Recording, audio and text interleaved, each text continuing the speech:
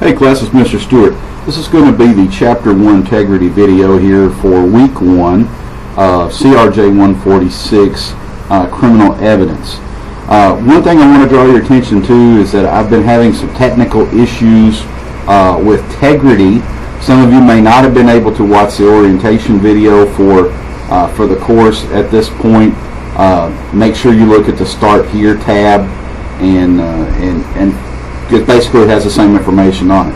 I've also had some technical issues from the publisher site downloading the current PowerPoint presentation for the edition of the textbook that you guys have, which I believe is the 9th edition. So right now I have the 8th edition PowerPoints loaded into the course, and as soon as I can get the newer ones downloaded, I will replace those, and then I will use those in further integrity videos. There's not a lot of difference between Chapter 1, between the 8th edition and the 9th edition thus far, so I'll go ahead and use this PowerPoint for this particular short lecture in regard to Chapter 1. As with any online class, because you don't get to see me face to face, I think it's important that you understand that you need to read the chapters in the textbook, and if you do have questions, make sure that you email me through course messages or you text me on my cell phone. Leave a message on my office machine. I'm typically not in the office on Fridays, Saturdays, or Sundays, but if you need me during those days, then feel free to shoot me an email through my Calhoun email, because I check that usually during the week or over the weekend as well. So with that being said, if you have questions after you've read the material and something that I haven't answered in a particular lecture, then please by all means reach out. It's not my job to fail you, it's my job to help you succeed. But with any online class, there is a certain amount of self-motivation that the student has to have to read the material and delve into the material themselves, because I mean it's very similar to a self-study, simply because you don't get to see me face to face 3 hours a week like the in-seat classes do. So and unfortunately I can't, with the way integrity is set up, I'm not going to be able to lecture to you 3 hours a week on integrity either. So I have to put kind of what I think are the major points in these lectures, that it will typically probably be less than a half an hour, more like 20-25 minutes at the most. So it's kind of going to hit some high points and some things that I feel like are important for you to know. So that being said, let's go ahead and get started here. And what you should be seeing on this video is you should be seeing the Chapter 1 PowerPoint slide and hearing my voice, and then you may be seeing a picture of me on your screen somewhere. That should be all that you're seeing at this point. The way that my computer works is I have a laptop with a docking station, so unless I want to run off the battery power and use the webcam, you'll probably not actually see me talking. You'll just hear me talking and see the screen. So when you play this, if you don't see the PowerPoint slides or hear me talking, please let me know, and I'll try to address those technical issues. All right, Chapter 1 has to do with history of the rules of evidence. Now, this chapter is very straightforward in that it's simply like reading a chapter out of a history book to a certain degree, because it just goes into the history of evidence itself and how we use evidence in a criminal case. Now, understand that criminal trials have been around for a long time. And some of the rules of evidence that we use have also been around for a really long time. And you may be asking yourself, well, if it's that old, why aren't we still using it? Because it was good. It worked. We've made some changes. We've re-looked at things as we've become more modern in our society. But a lot of these rules of evidence haven't changed a lot since they were initially developed and used, several hundred years ago. And I think as you go through this chapter and you read through this chapter, you're gonna see that there's not been a lot of changes in the rules of evidence, or at least the basic rules of evidence, probably in the last 300 or 400 years. There's been some changes in the way that we in the United States use evidence as compared to some of the other countries like Great Britain, but we're still really close to the way they use evidence as well. If you compare us to other countries like, say, Mexico or some Eastern European countries, their criminal justice system is completely different than ours, and therefore their rules of evidence are going to be different as well. But for modern societies who are based on a constitutional form of government, whose law is based originally on common law instead of some other type of law, I think you're going to see the rules of evidence to be very similar to each other. So, you can look at these slides here in Blackboard. I'm not going to talk about every one of these slides, but I'm going to bring your attention to a couple things. Understand that originally when we began to charge people with crimes, we didn't necessarily use the rules of evidence like we use now. We used ordeals, which I think was pretty interesting to determine whether somebody was guilty or not guilty. And if you won the ordeal, if you survived it, you were considered not guilty. If you died during the ordeal, or you lost the game, so to speak, then you were considered guilty. And sometimes they didn't have to go on and punish anybody else later because they died during the ordeal. And that was something that was used kind of in medieval times, during the Middle Ages, and we've got away from that, at least in modern countries at this point. I think you may see some countries in the Middle East or some countries whose law is not based on English common law that still do some very similar things to this. But as a general rule, we've gotten away from that because it wasn't correct, it didn't work, and sometimes people who happened to win the game or simply live were guilty of what they had been accused of, but they did not face any punishment for it because they survived the ordeal. It was after these ordeals that rules were developed to control and direct the tasks of juries. And this is where we get the original rules of evidence, when we began to kind of standardize, if you will, certain rules as to how we handle testimony, how we handle physical evidence, how we handle demonstrative evidence in the courtroom or the jury room per se, really was the beginning of what we would consider modern criminal evidence. And of course, your book talks about witchcraft, the Salem witch trials, and understand all of those things happened before we were a country here in the United States. We did not have the Constitution or the Bill of Rights when those things were going on.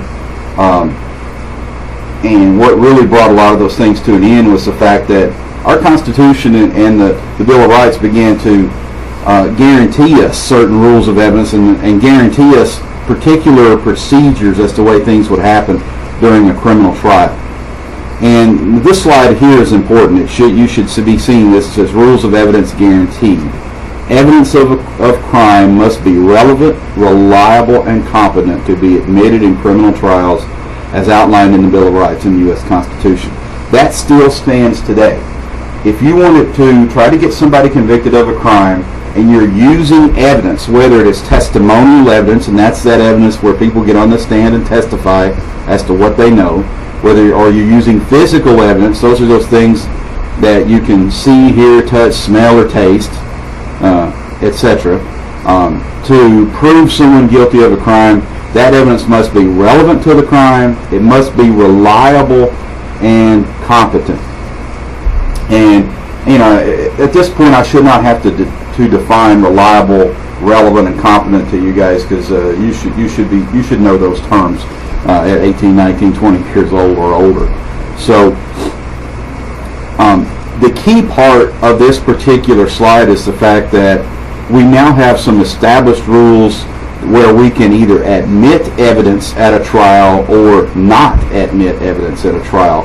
And what it's supposed to do is guarantee a fair trial for all parties involved, because non-relevant, non-reliable, or incompetent evidence would not be allowed. Only those things that are directly related to the case. They're considered to be good pieces of evidence. They've been gathered correctly and legally and ethically, or the person testifying is not suffering from some sort of major mental illness, or they're trustworthy, if you will.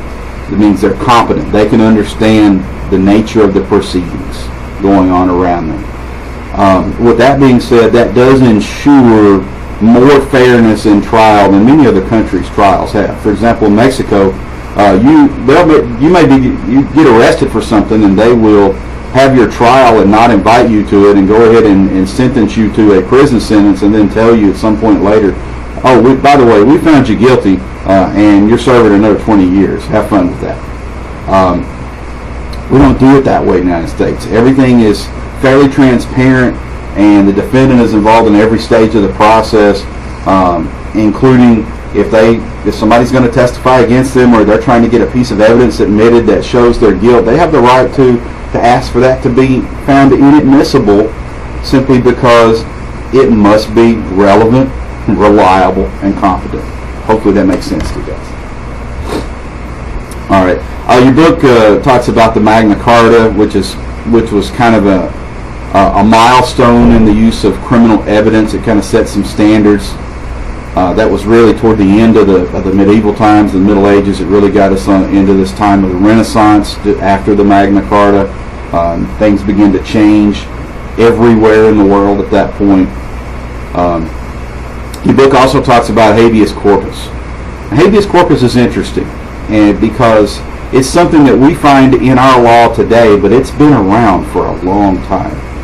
It says that this writ, the writ of habeas corpus, serves as a safeguard against unlawful imprisonment. Basically, it says somebody should not be held imprisoned illegally. And what does that mean? It means if we don't have evidence against you, we should not be able to hold you in prison. The writ requires an official must present himself to a court to show cause for holding a person in custody. It means we simply cannot arrest you and hold you in jail for no reason. We have to have probable cause. Now, I'm going to give you a definition of probable cause. If you've had me in the past, you have heard this definition. If you have not had me in the past, pay close attention to this definition. Probable cause is defined as specific and articulable facts that would lead a reasonable person to believe that a crime has been, is being, or is about to be committed. Specific and articulable facts that would lead a reasonable person to believe a crime has been, is being, or is about to be committed. Now, what does that mean? Specific means pointed, focused facts. Articulable means they're connected to each other. There exists a sufficient nexus between the facts and the crime to say that there is a connection. What does it mean to be a reasonable person? If you present the same set of facts and circumstances, any Tom, Dick, or Harry out there on the street, they would be able to draw the same conclusion as you do, and that means that your decision was reasonable. So pointed, focused, and connected facts that would lead that reasonable person to believe that, hey, a crime either has been committed, is currently being committed, or is about to be committed. That's what probable cause is. That is the gold standard in the criminal justice system in the United States to make either an arrest or to conduct a search or a seizure of a person or a place or property. You have to have at a minimum probable cause to do that. So you can't hold somebody in custody without probable cause. You cannot hold them for a long period of time without a conviction in the United States either, whereas that's also different than many other countries. So habeas corpus has been incorporated into our Constitution. It simply provides another form of review in criminal convictions and sentences in addition to the appeals process. Basically what it does after conviction is that if you file a writ of habeas corpus, it means that, hey, your conviction was wrong and you are being held illegally. Most of these do not fly, but we see inmates file these quite frequently, but most of them don't work. Only in very rare occasions do writs of habeas corpus work in our court system after conviction. The petitioner must show that the normal appeal process has been exhausted. before you can file a writ of habeas corpus. Basically, they're saying, I'm being held illegally, and you have no reason to hold me here. Again, I think you can see why it probably doesn't work all the time. So your book goes on to describe the petitions used to file habeas corpus. It gives you some court cases in regard to habeas corpus as well. So read through that. If you have any questions, feel free to ask and let me know. I'll try to answer those to the best of my ability. This slide goes on and talks about the Declaration of Independence, and this is basically the beginning of how we began to develop our own rules of evidence, and that were apart and separate from the United Kingdom. It talks about habeas corpus and enemy combatants. Prior to 2006, if you were labeled as an enemy combatant of the United States, you could be held indefinitely in custody. Habeas corpus did not apply to you, and we could just hold you for however long as we wanted to because you were a danger to our national security. In 2006, the U.S. Supreme Court held that detainees labeled as enemy combatants did have habeas corpus rights. So instead of just being held indefinitely, now they have to go back for a review at some point to see if we have reason to hold them any longer. But we don't have to necessarily try them in federal court. We can still try them in a military tribunal, which is a different type of court than a U.S. civilian federal court is. And the reason being is they are an enemy of the United States. They haven't necessarily violated any of our federal laws, but maybe they are conspiring to, or because of their actions outside the United States, they are labeled as a threat to our national security. So if we catch them, therefore we can hold them, but they do have to go for a review every so often. The Constitution, after we became a country, we developed our Constitution, and 3 years after the Constitution was ratified, we ratified the Bill of Rights, which really was what kind of set up our current rules of evidence, and as well as the current type of court systems that we have here in the United States. So you can read through that history. It's pretty interesting. The Bill of Rights are actually the main part of what we're going to be talking about through this semester in regard to criminal evidence. Basically, the Fifth, the Sixth Amendments provide a pretty extensive list of the rights given. You have the right against self-incrimination. You also have a right to a fair, speedy, and public trial, the right to an impartial jury. You have the right to information about the nature and cause of the accusation against you, and you have the right to confront and cross-examine witnesses. And you also have the right to have counsel for assistance. So, I mean, the Fifth and Sixth Amendments spell out some rights that you are guaranteed. And I think that's important to our study of criminal evidence, because you need to understand what rights are guaranteed, because that helps you understand when and where and why particular evidence is either admissible or inadmissible at a criminal trial. Understand that you are also considered innocent until you're proven guilty. Now understand the burden of proof is on the prosecution. The defense does not have to prove that their client is not guilty. They don't have to prove anything, honestly. The only side that actually has to prove anything is the prosecution. The burden of proof rests solely in the lap of the prosecution. They have to prove that you are guilty beyond a reasonable doubt. And if a jury does not find you guilty, it doesn't mean you're innocent, although it carries the same connotation and results as being found innocent. It simply means that your guilt was not proven beyond a reasonable doubt. So we don't find you innocent at trial. We either find you guilty or not guilty. And simply a not guilty verdict doesn't mean you're innocent. It just means we didn't have enough evidence to prove you guilty. But a not guilty verdict carries the same result as being considered innocent, simply because we don't punish people that we don't prove guilty beyond a reasonable doubt. So, and then once the trial is over, double jeopardy applies, and you cannot be tried twice for the same offense in the same court. So If you're found not guilty, your case is over with. Now, if you get found guilty and you appeal it, they can actually set aside the conviction, and then you could be retried later.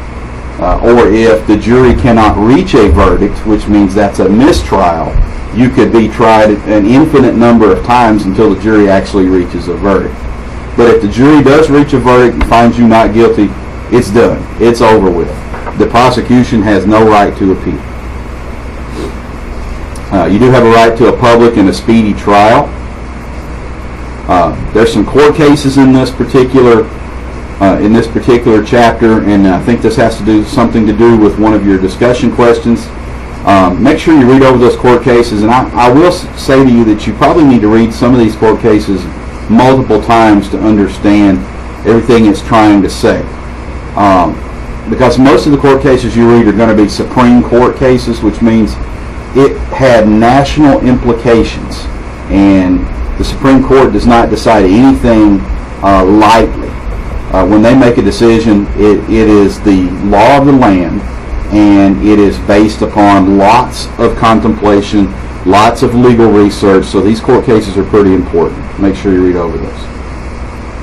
All right, right to a speedy trial, right of indictment or information. Basically, if we're going to accuse you of a crime, you have a right to have a grand jury hear that case to determine if there is enough evidence to send it to trial.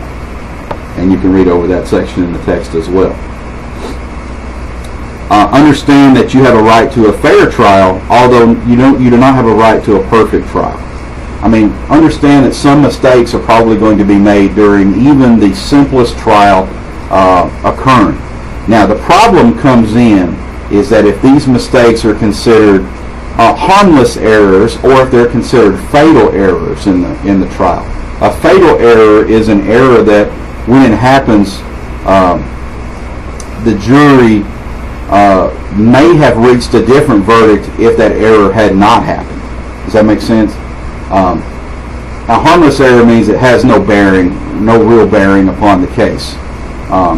But a fatal error would likely cause the jury, if that error had not occurred, to reach a different decision. And those are grounds for an appeal. Understand that gets to the meat of the fairness of the trial versus, it's not a perfect trial. I've never seen a trial, go off without some kind of hitch, without some kind of mistake being made on one side or the other. And with that being said, you just have to look at whether or not that particular trial is considered those errors were considered fatal errors or harmless errors. That should maybe clear some muddy waters there a little bit. There's some more cases here. Read over those cases. Also understand that during jury selection,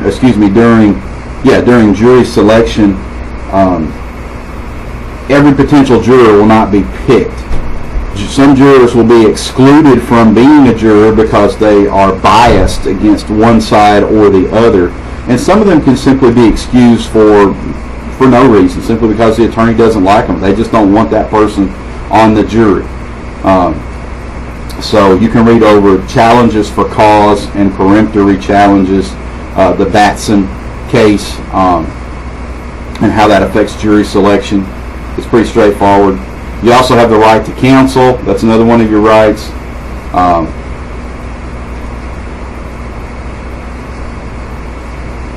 Juror exclusion. Read over that particular court case as well. You also have the freedom under the Fourth Amendment from unreasonable searches and seizures. And if an unreasonable search or seizure has occurred, then any evidence obtained through that is likely to be found inadmissible. And for many cases, no evidence equals no case. So make sure you read over that section in Chapter 1 as well. You also have the right to an impartial jury, and that consists of a jury of your peers. And that means that's why we have to go through a process of picking jurors to try to get neutral and detached jurors, some people who are not going to be biased against you or against the prosecution, either way. You have the right to be present during trial. which means we're not going to try you in your absence in the United States, which is directly in opposition to many other countries who will. But in the United States, you have the right to be there during every phase of your process, and for some reason you can't be there, they're not going to go forward with your trial until you can. Understand that. All right.